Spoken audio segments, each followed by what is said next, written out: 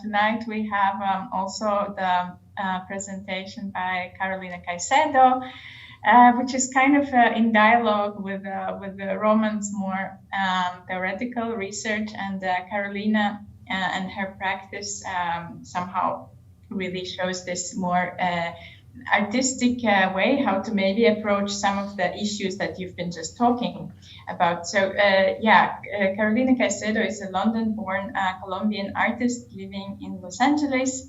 She participates in movements of territorial resistance, solidarity, economies, and housing as a human right. Her artistic practice has a collective dimension to it, in which performances, drawings, photographs, and videos are not just an end result, but rather part of the artist's process of research and acting. Her work contributes to the construction of environmental historical memory as a fundamental element for non-repetition of violence against human and non-human entities, and generates a debate about the future in relation to common goods, environmental justice, just energy transition, and cultural biodiversity. Her recent solo exhibitions include the Care Report at the Museum Stucki in Łódź, Vanavna, Rio Hondo, and Other Spirits in Orange County Museum of Art, and Cosmoterrayes at the ICA Boston. Caycedo is also a 2020-2022 inaugural Borderlands Fellow at the Center for Imagination in the Borderlands, Arizona State University, and the Vera List Center for Art and Politics. And she's a member of the Los Angeles Tenants Union and the Rios Vivos Colombia social movement. And so without further ado, I will give the floor to Carolina, and I think she'll start with the video now.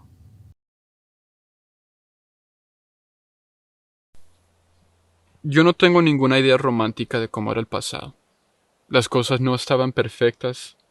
La tierra quizás no se usó de la mejor manera, pero en sí eso no de ninguna manera es razón ni lógica de sepultar todo el territorio.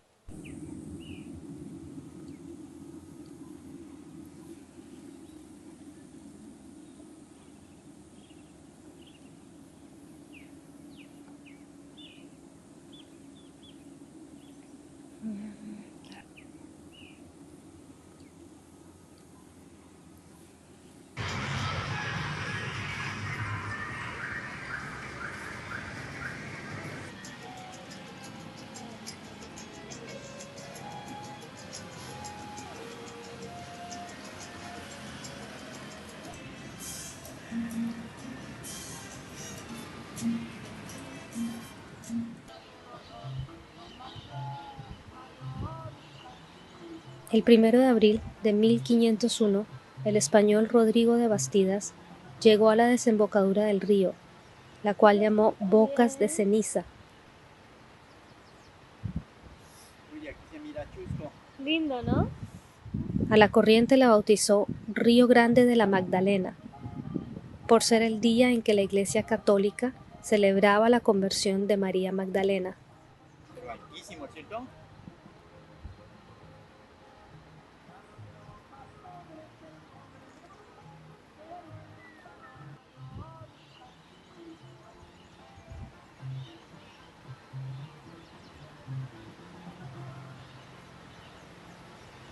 La pregunta clave es ¿por qué vienen por aquí? Entonces hay como dos grandes teorías, ¿no? La teoría para los idiotas, que es decir que vienen por aquí a salvarnos del atraso y la incivilización y la pobreza y de todo. Vienen a una sola cosa, es porque aquí la tasa de ganancia es mayor que allá. No es que allá no puedan usar esos capitales productivamente y hacer ganancias con ellos, lo que pasa es que aquí ganan más. Y en la medida en que han ido logrando con la globalización que esa plata pueda entrar y salir libremente, sin los riesgos de quedarse atrancada, con mayor razón intentan venir más, porque ya ni siquiera tienen los riesgos de empantanarse aquí en medio de una huelga, una revolución o cualquier cosa.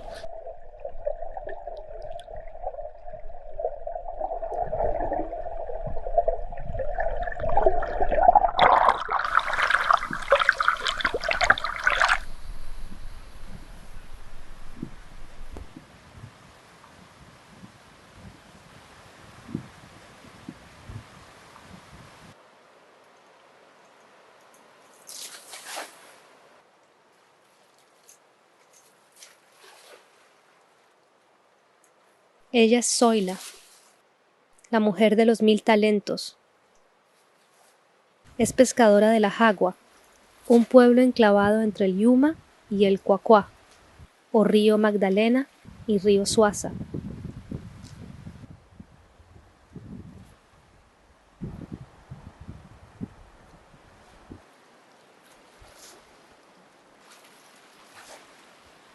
Zoila tiene 4 hijos, un nieto y muchos hijos adoptivos.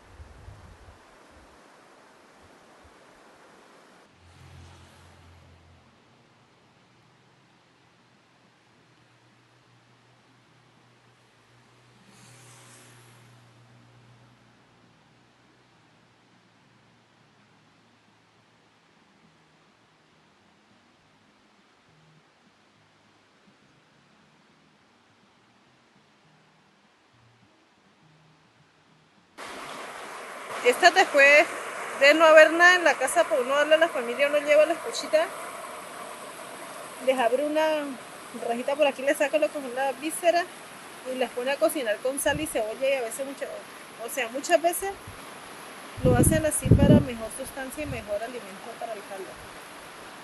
Y se dejan hervir por ahí 10 minutos y ya listas para comer. Hola a todos, hi everyone from Tonga land and Chumash land here in Southern California, otherwise known as Los Angeles. I'm going to share my screen, and what you just saw was a clip from a longer video that's called The Land of Friends, La Tierra de los Amigos, and that's a translation of the indigenous name, one of the indigenous names of the Magdalena River in Colombia, most important river in Colombia. And Yuma means the land of friends because that is where you go to meet your friends and to trade fish and other sustenance materials. So I'm going to show a number of slides to start to just give you a bit of more context of my inquiry of the last years that looks at how different extractive infrastructures such as dams, mine-tailing dams, hydroelectric projects affect social bodies and bodies of water. And this is a map of large dams, so dams over 150 meters high all over the world. So you can see that the global north, most of the global north rivers are clogged. A lot of the global south rivers are clogged and dammed too. And this is a map that shows dams that are in construction or planned for the next 10, 20 years. And this is a map of dams that have been decommissioned here in the United States between 2009 and 2018. A few more have been decommissioned in the last 2 years. But let's focus on the Americas as the continent and see the totally opposite processes that are happening in the American continent. While we have a number of dams being constructed and planned in the South and in Central and South America, in North America, at least in the United States, we see the opposite process. And that makes me think, if in the global South we already are the carbon slaves of the global North, suffering the major impacts of climate change and fossil fuel economy, these maps make me think that we are en route of becoming the energetic slaves also of the global North, with the expansion of grids happening across countries. So this is the context in which I developed Be Damned, which is this long-term project that I started in 2012.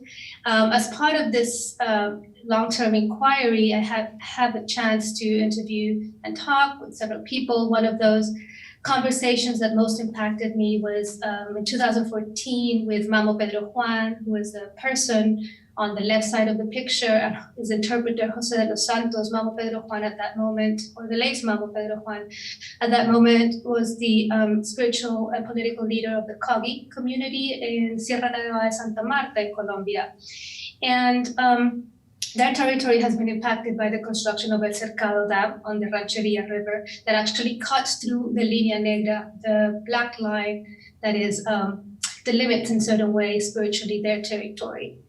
And I organized the shots at Mamo Pedro Juan and Jose de los Santos that I must say we lost earlier this year due to COVID, which is a huge loss for environmentalism in the region in Latin America that Jose has left. And I sit them both, organize the shot, organize the microphones, the light, whatnot. And as soon as I hit rec, start recording, this light penetrates the lens, and this yellow circle that you see on Mamo's face just like pulsates all during the conversation while he speaks. And I realized that it was not only Mamo who was speaking to me, but actually el corazón de la tierra, the hard earth. That's how the Cogi and the other native communities that share the Sierra Nevada de Santa Marta refer to the Sierra as el corazón del mundo, the heart of this earth. And I realized that it was not only Mamo who was speaking to me, but also the heart of the earth. And when I asked Mamo, what does this Cercado Dam mean for your community? He said, this dam is like a knot in the veins. Actually, it's worse. This dam is like a knot in the anus. And as soon as he said that, I tightened my butt and I felt it. I felt and I understood what he was speaking about. And, imagine that your territory, which is your body, cannot be purified and is literally filled with sickness and death. And that's the same way rivers not only carry nutrients across territories, but also have depurative role, feel when they get dammed. Their flow gets stopped, their waters become stagnant, and they start to breed death in the form of methane that's emanated by decomposing matter. But Mamo's statement also helped me understand the effects of extractivism on our own body, but I'll come back to that later. So we saw the clip of The Land of Friends that looks at the first case study of this body of work, of Be Damned. That's a constellation of works that, as I said, examine the effects of large-scale extractive industries. And the first case study is El Quimbo Dam. It's very important for me because it's the first dam to be built by a transnational company in Colombia, built by the Italian-Spanish company Endesa Enel, who has their Latin American headquarters in Chile, not surprisingly, understanding that Chile is the neoliberal laboratory of the Americas. And this Quimbo Dam is a satellite image of its construction taken in 2013. The dam is now operating and producing electricity.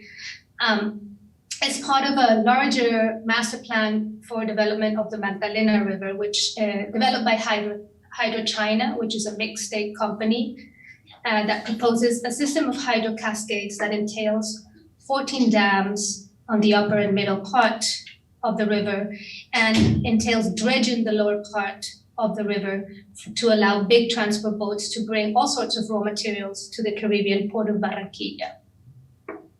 So this is the dam, and you can see the tremendous scale it has. You can see how small the large construction lifts, are compared to the size of the dam and its spillway.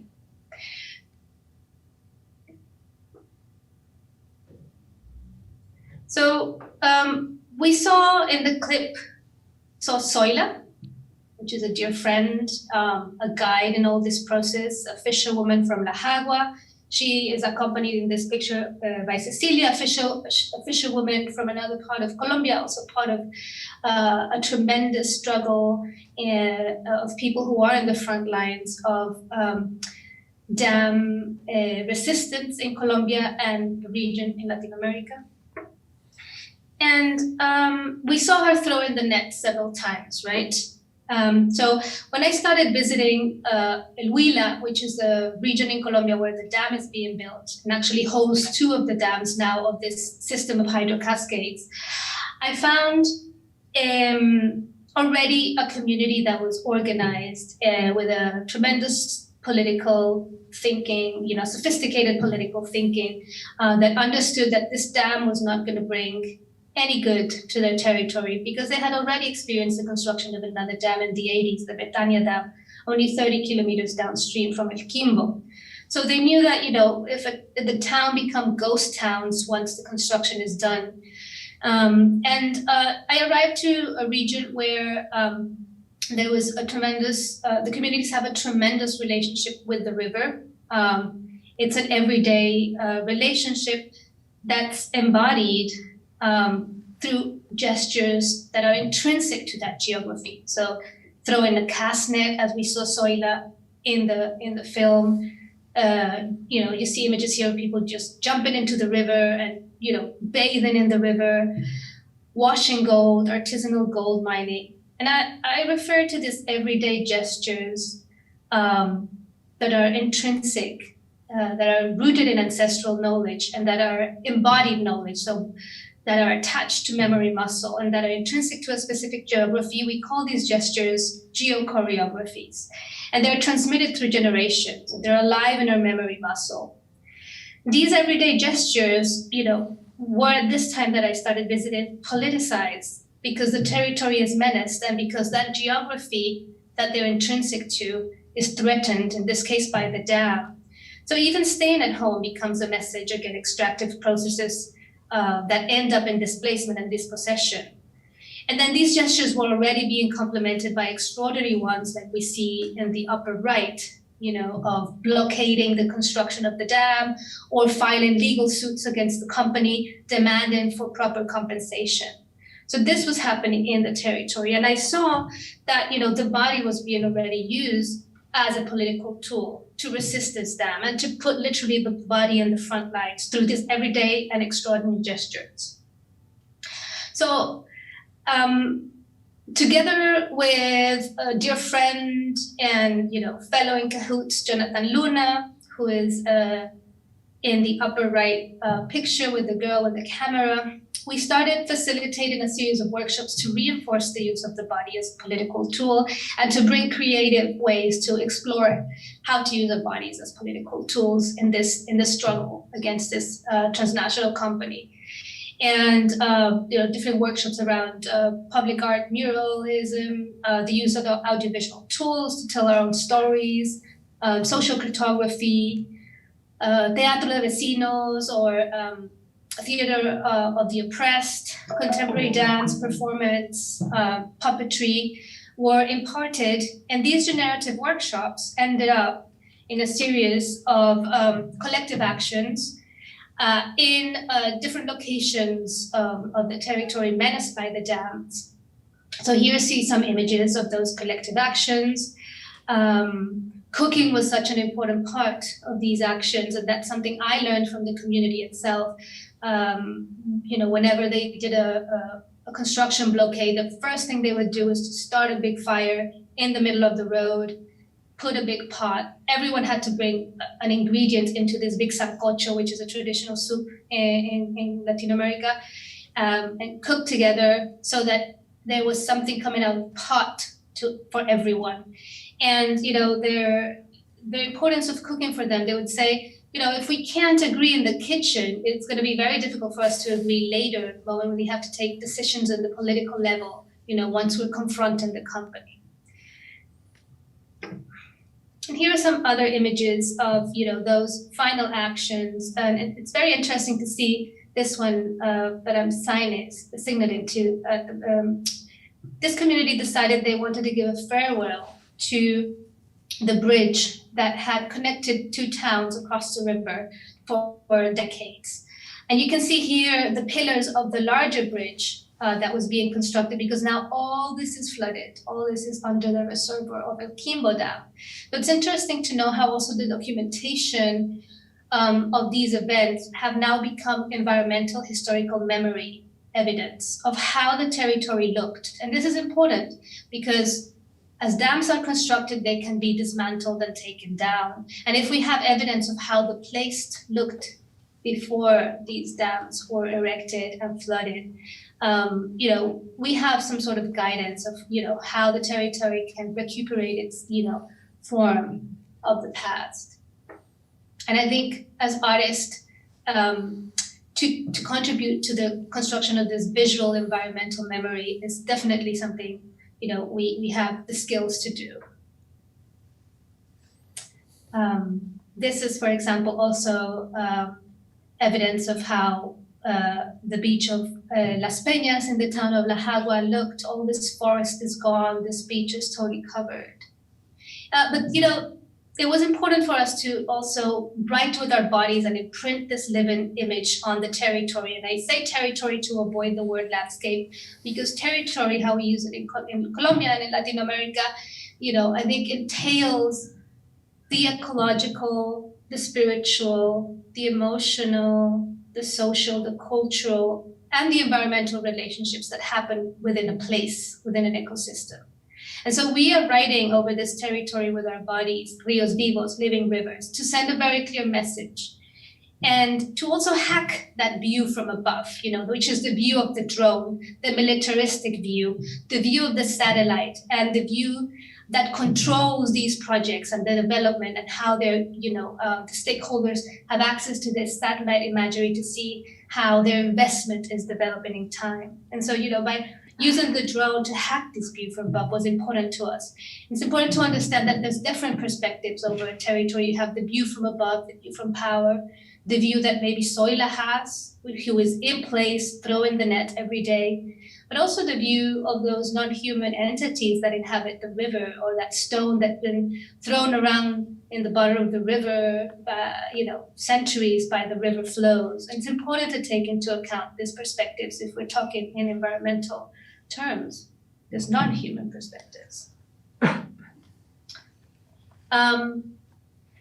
Something else that we worked on was also using the tools of the everyday trade, the atarraya, the fishing net, to create a series of puppets. This one is a displaced Mohan, who is a folk figure of the region that is crying, So also to understand the emotional impacts of environmental distress, not only to quantify it in economic terms, but it's very important to acknowledge the emotional distress.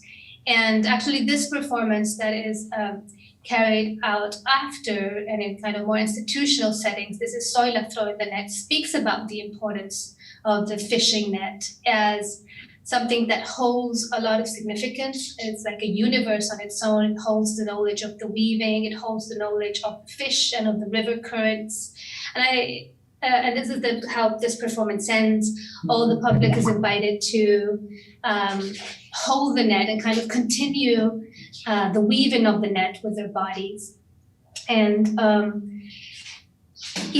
always think that our society would work much better if it functioned as a fishing net instead of a wall of a dam. The wall of the dam cuts the body of the river in two, cuts the communities who are connected by these bodies of water. It's impenetrable, it's corporate scale, it's corporate constructed, it's like it has a monumental scale. And that's how our society works in a way. Instead, the fishing net is man-made, human scale. It's porous, it's flexible, it adapts its shape to the currents of the river. It traps the sustenance and lets the water pass by. And when it gets gripped by a stone or by a stick, it can be repaired. The fact that one of the knots breaks doesn't compromise the structure, the whole structure, the functioning of the whole structure. So definitely our society would work much better if it functioned as a fishing net. And actually, I'm very happy to say that this performance has been taken back by the communities that inspired it and has taken a life on its own. They have used the score to actually present their cases. Right now in Colombia, we're undergoing some sort of failed peace process, I must say, but in transitional justice has been established, and part of that transitional justice entails a truth commission. And some of the communities have used the Atarraya performance to present their case to the truth commission, but also as a way to bring to the forefront the discussion that nature in Colombia, and this, I don't think this is just the case of Colombia, but in general, nature in Colombia has not only been a scenario of the war and of the violence brought in by the war, it has also been a victim and survivor of this violence. And as a victim and survivor of this violence, it needs reparations, and we need to hold accountable the perpetrators of this violence against nature. And I must say that thanks to the tremendous labor of different environmental organizations such as Real Vivos or Sensata Guaviva in Colombia, the HEP, the transitional jurisdiction of the peace process in Colombia, have declared nature as a victim of war. Oh, amazing. I'm going to finish really quickly, wrapping up with a different case study that I was able to conduct in Brazil, putting together or relating together different dams that are part of the same mining energetic model that exists in the Americas and across the world. It's a mining energetic model where projects like Belo Monte, which is the third largest dam in the world, or like Itaipu, which is the second largest dam in the world, or all the mine tailing dams that exist in Minas Gerais and that have been bursting lately with tremendous effects over the ecosystems and the communities there, have been imposed in a dictatorial way. And the communities who are resisting all these things, they also have their geochoreographies of their own. They fish, they eat communally, they grow small-scale food. And what happens when an extractive process comes to your community is that not only there's an extraction of materials or hydroelectricity from the river or different minerals from the earth, there's also an extraction of the knowledge of these bodies. So the ultimate effect of extractivism is that our knowledge is extracted from our bodies. And that intergenerational transmission of knowledge is cut. And I think that's what worries me most. That's what my work and project tends to look at and tries to reconstruct and see and understand and support communities who are resisting the extraction of knowledge in the Americas.